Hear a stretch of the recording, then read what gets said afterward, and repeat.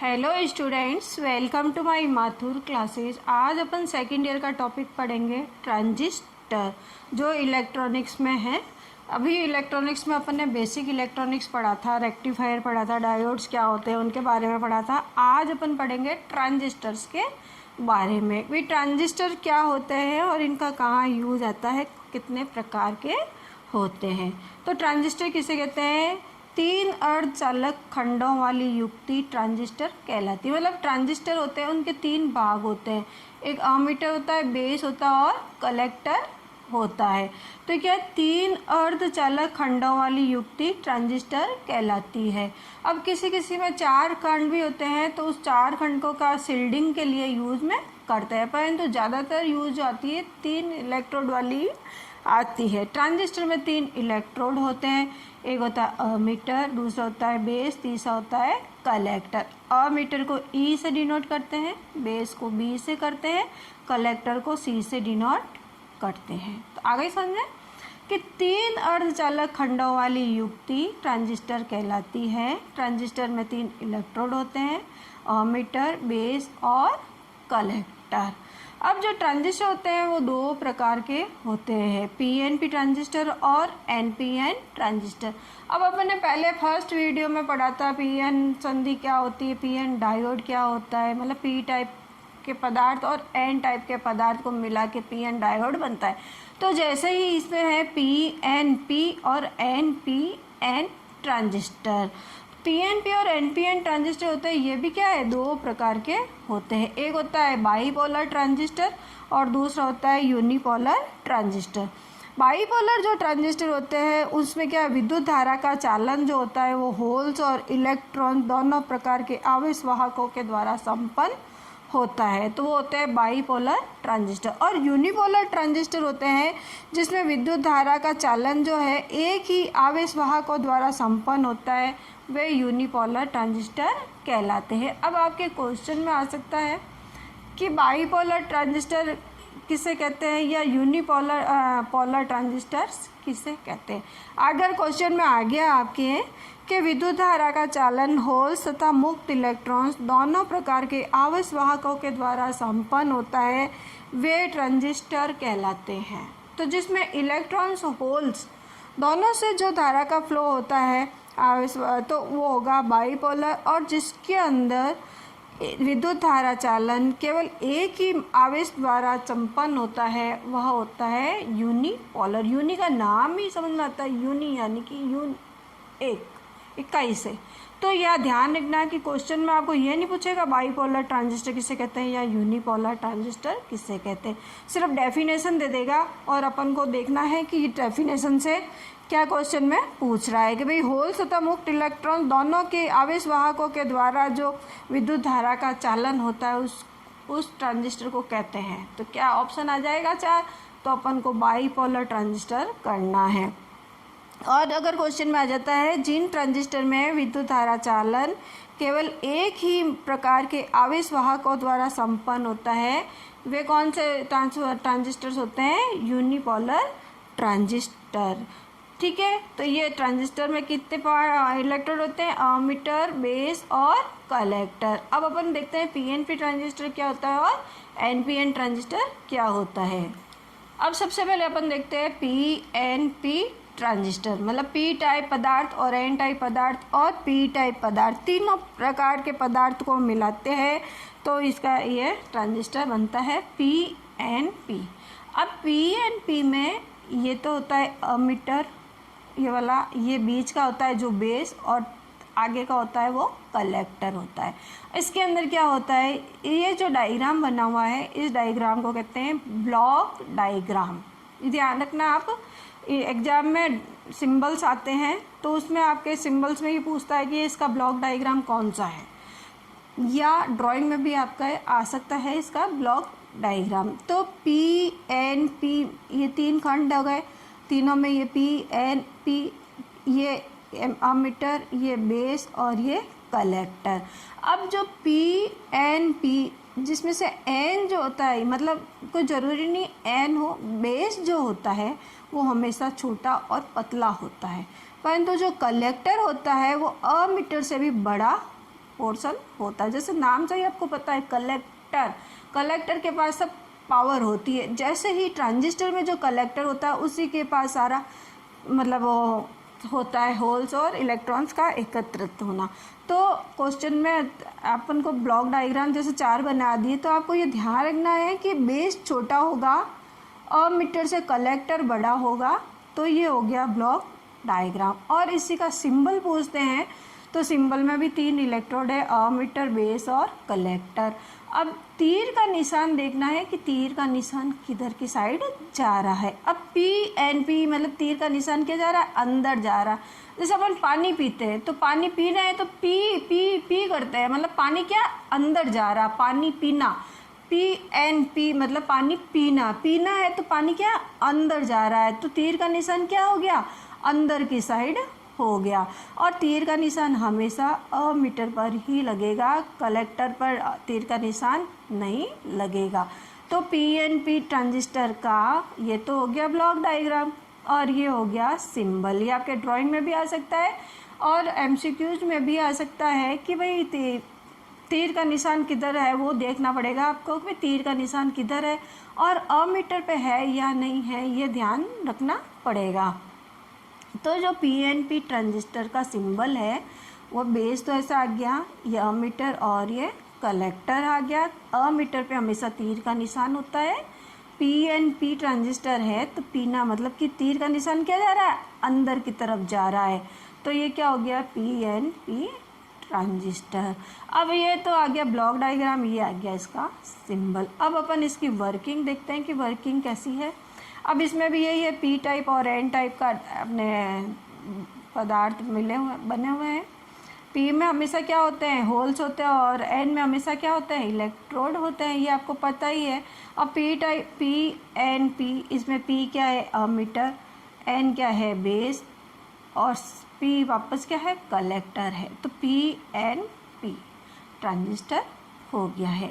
अब पी इसको अपन बैटरी से कनेक्ट कर लेते हैं। तो पी टाइप को बैटरी के पॉजिटिव से और एन टाइप को बैटरी के नेगेटिव से, यानी कि अमीटर को पॉजिटिव से और बेस को नेगेटिव से अपन कनेक्ट करते हैं। तो क्या होता है, जब इसमें पॉजिटिव है और ये पी में क्या होते हैं, होल्स होते हैं, वो भी क्या होते हैं, पॉजिटिव होते हैं, तो ये एक दूसरे को क्या करते हैं, विकर्षित करते हैं, ये इनको धक्का देंगे होल्स को। तो होल्स क्या है, एन की तरफ जाएंगे। यहाँ पे क्या है कि एन में क्या इलेक्ट्रॉन्स भी होते हैं, तो थोड़े से तो इलेक्ट्रॉन से ही क्रिया करते हैं और वापस ये चक्कर काटते हैं। तो इसमें ये क्या है, इसका एक चक्कर हो जाता है।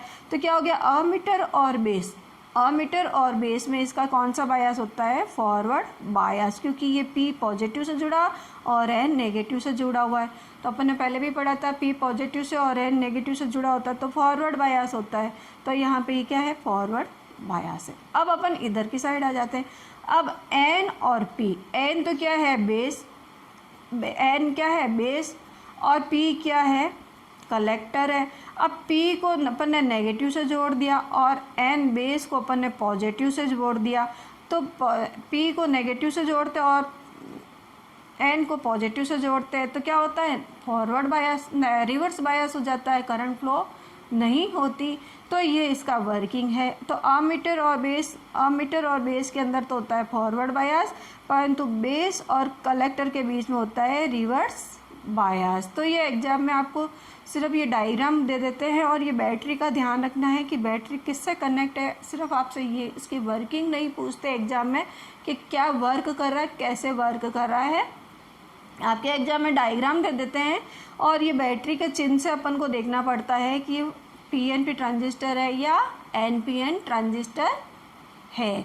अब जो गोले बने हुए ये तो होते हैं होल्स और जो बिंदियों में है ये है इलेक्ट्रॉन्स। अब इसमें क्या होगा कि अमीटर करंट बराबर collector current plus base current ये बराबर होती है। अमीटर करंट बराबर collector current plus base current, इनका आपस में ये जोड़ होता है। ये कौन सा हो गया, पीएनपी ट्रांजिस्टर।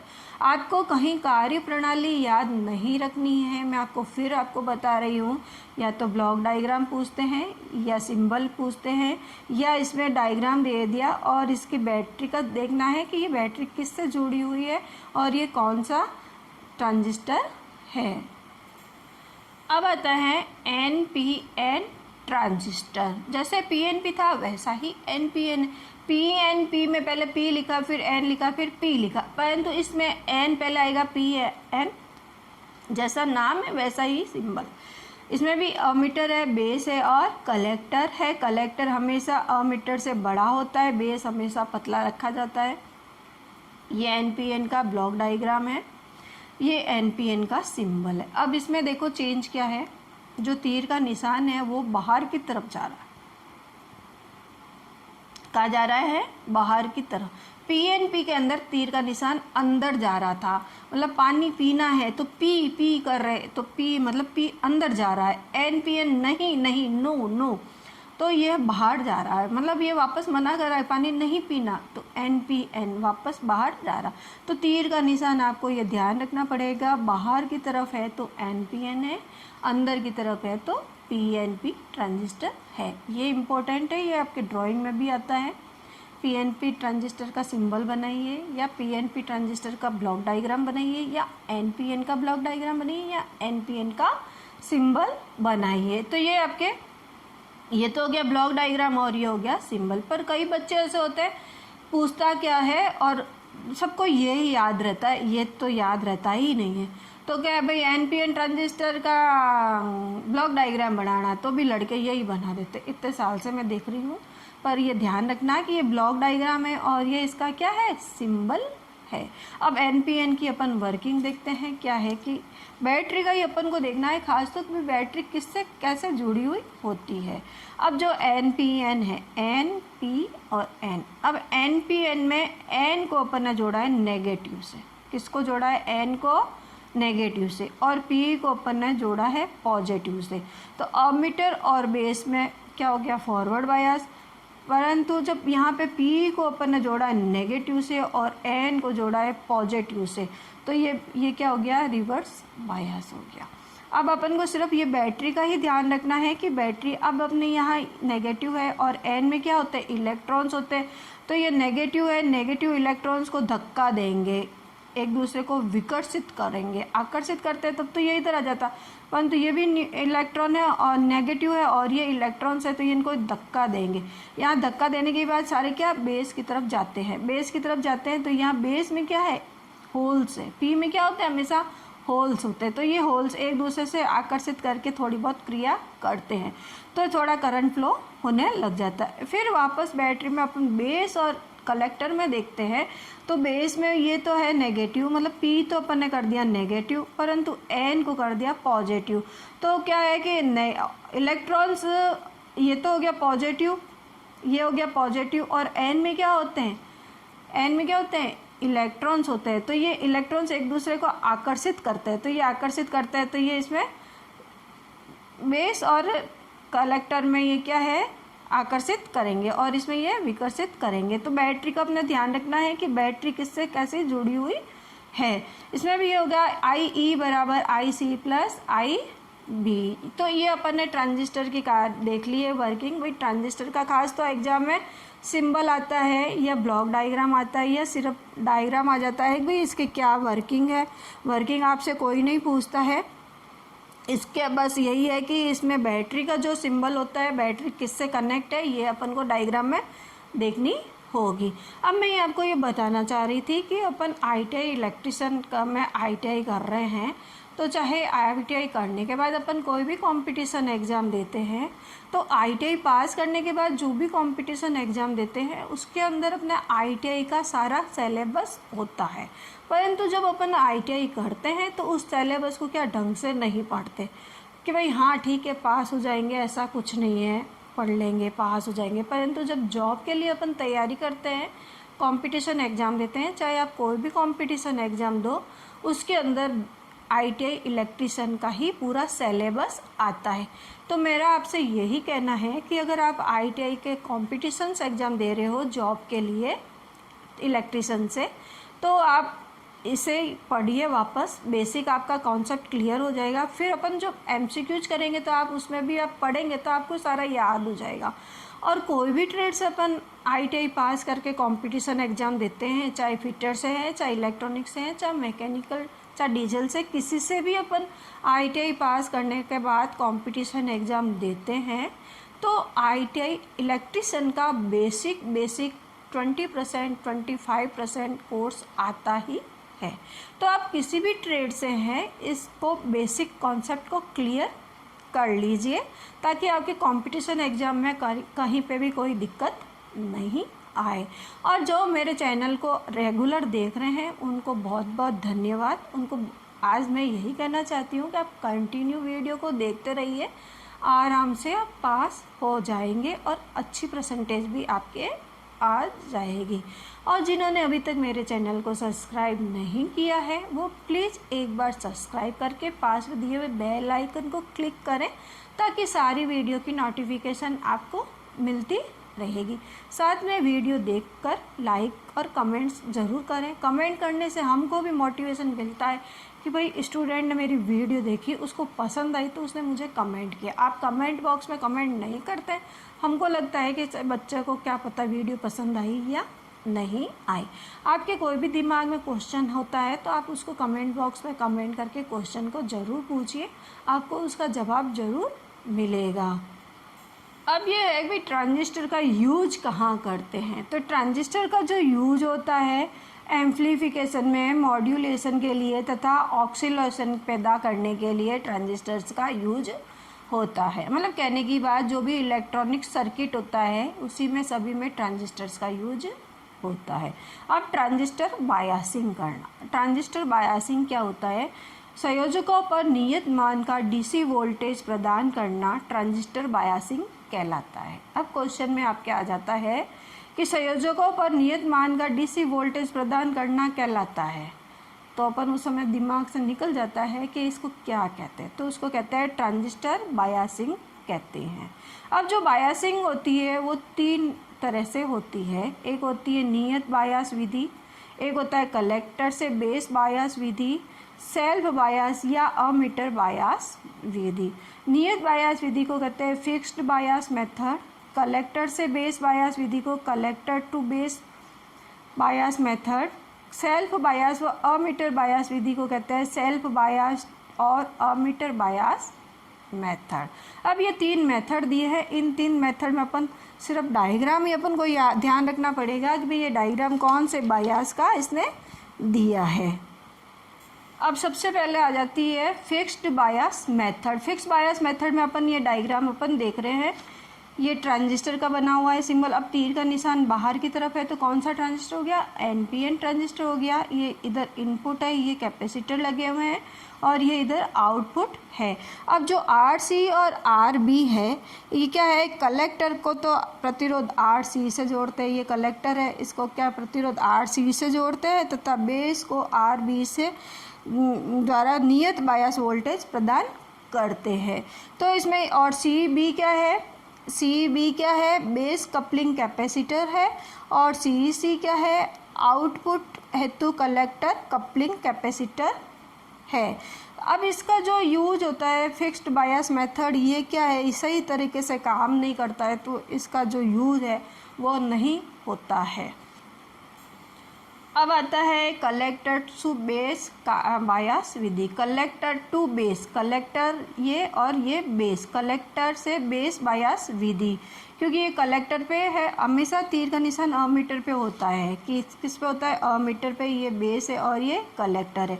तो ये डायग्राम में आपको सिर्फ ये डायग्राम देगा और अपन को नाम पूछेगा कि ये नाम कौन सा बायस का है। तो ये देखो कलेक्टर से है तो कलेक्टर बायस विधि हो गया। कलेक्टर टू बेस, ये बेस है और ये कलेक्टर के बीच में ये जो रेजिस्टेंस जुड़ा हुआ है, कलेक्टर टू बेस बायस विधि। इस विधि में क्या है कि जो RB को है सीधे सप्लाई से कनेक्ट नहीं करते हैं, उसे कलेक्टर से संयोजित किया जाता है। ठीक है ना? कलेक्टर से संयोजित किया जाता है। RB को 2 भागों में बांट देते हैं, बराबर 2 भागों में बांट देते हैं। मध्य बिंदु से एक कैपेसिटर को लगा देते हैं जो होता है CD संयोजित कर देते हैं और बेस वायर में DC की स्टेबिलिटी प्रदान करते हैं। और इस विधि का भी जो यूज है वो नहीं के बराबर होता है। तो अपन को तो सिर्फ डायग्राम देखना है कि ये कौन सा डायग्राम है। कलेक्टर टू बेस बायस विधि है। अब तीसरी आती है सेल्फ बायस और अमीटर बायस मेथड। सेल्फ बायस और अमीटर बायस मेथड, इसमें भी क्या है कि डायग्राम देख लो आप, क्या है कि भाई इस विधि में बेस बायसिंग प्रतिरोध अमीटर परिपथ से संयोजित किया जाता है।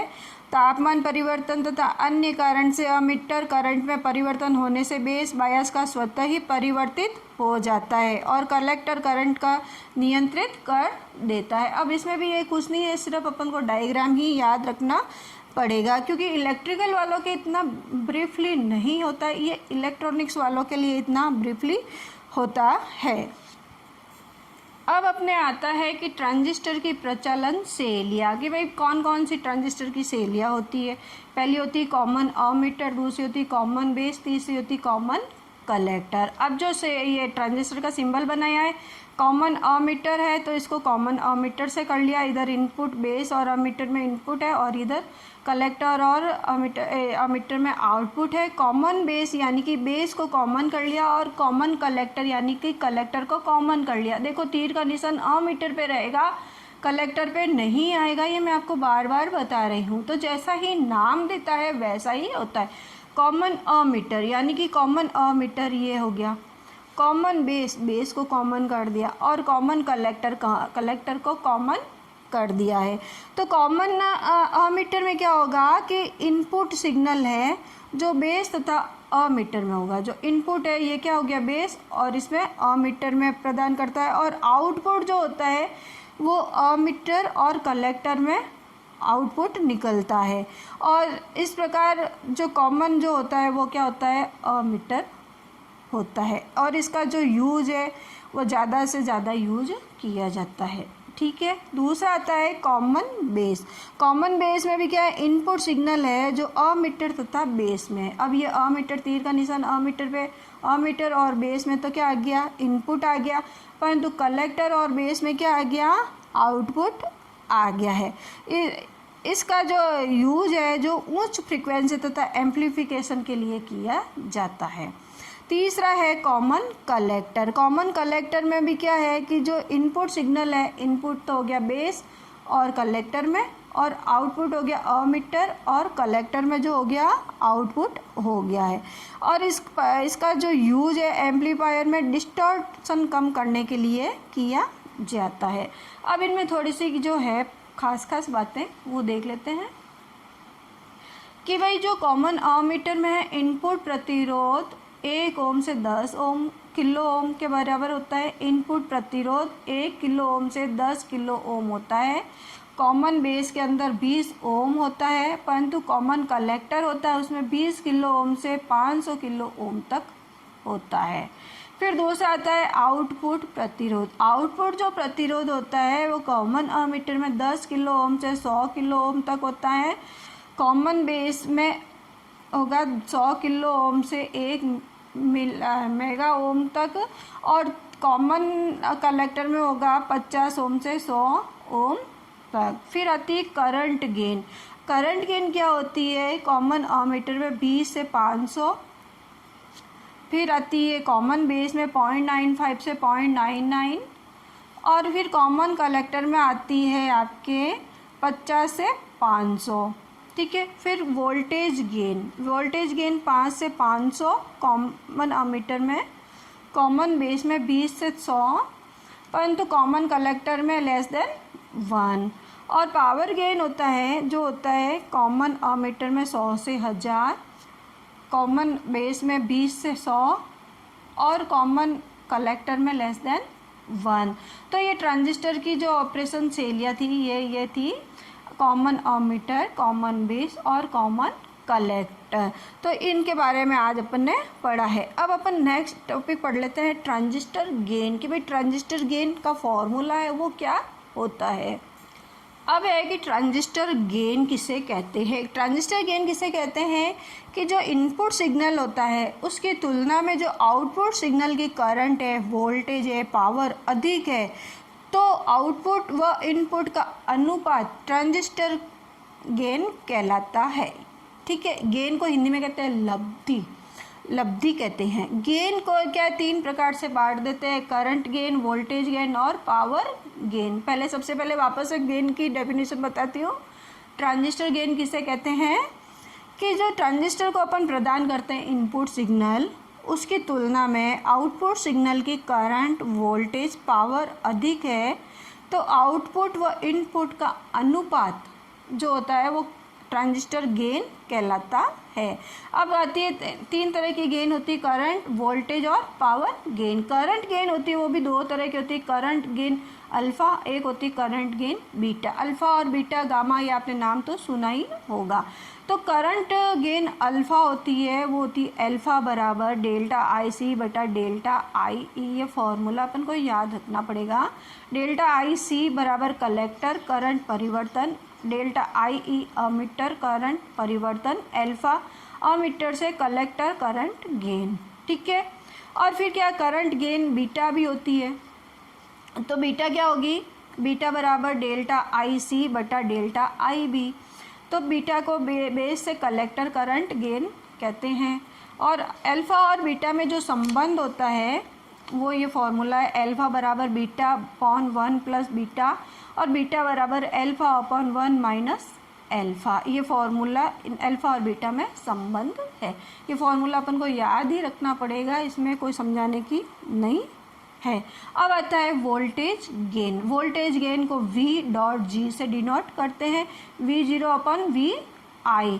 अगर वोल्टेज गेन को अपन क्या है कि इसको कहते हैं किसी ट्रांजिस्टर के आउटपुट वोल्टेज का अनुपात वोल्टेज गेन कहलाता है।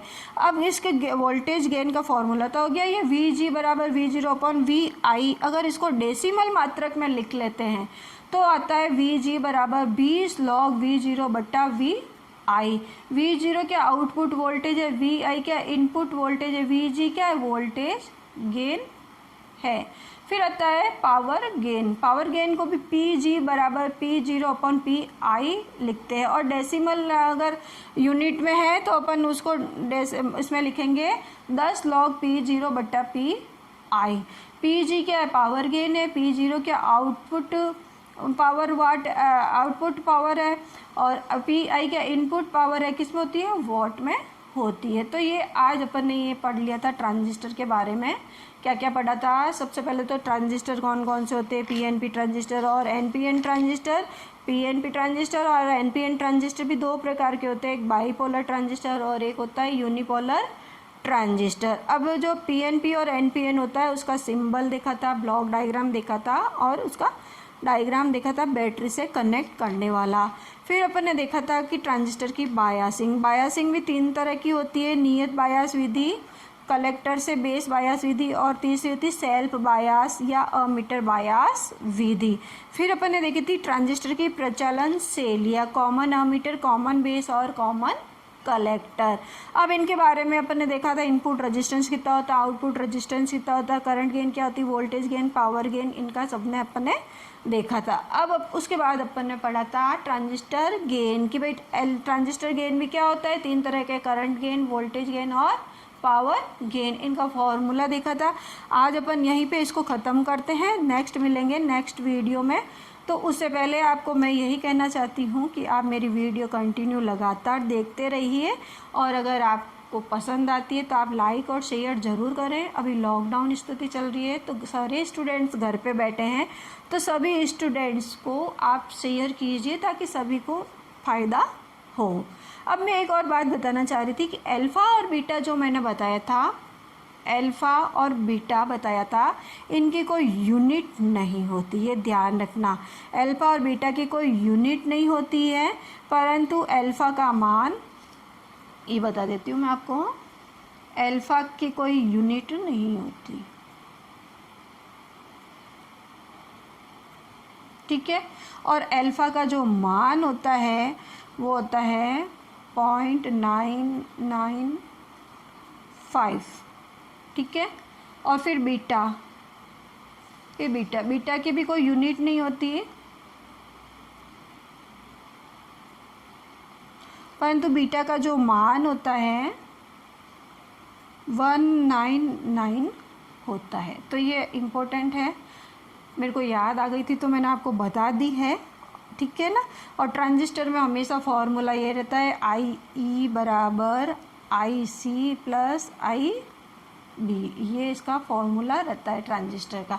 तो आज अपन ने ये ट्रांजिस्टर के बारे में सारा पढ़ लिया है। नेक्स्ट मिलेंगे अपन एम्पलीफायर के साथ कि भाई एम्पलीफायर, ट्रांजिस्टर एम्पलीफायर क्या होता है, कितने प्रकार का होता है, इसके बारे में अपन देखेंगे। वो आपने देखा ही होगा, कैस्केड एम्पलीफायर नाम तो सुना ही होगा, यूजेटी, एफईटी, एससीआर, इन सब के बारे में अपन नेक्स्ट वीडियो में मिलेंगे। तो आप वीडियो को देखते रहें, अच्छी लगती है तो पूरी वीडियो को देख के लाइक और कमेंट करें और साथ में शेयर भी ज़रूर करें।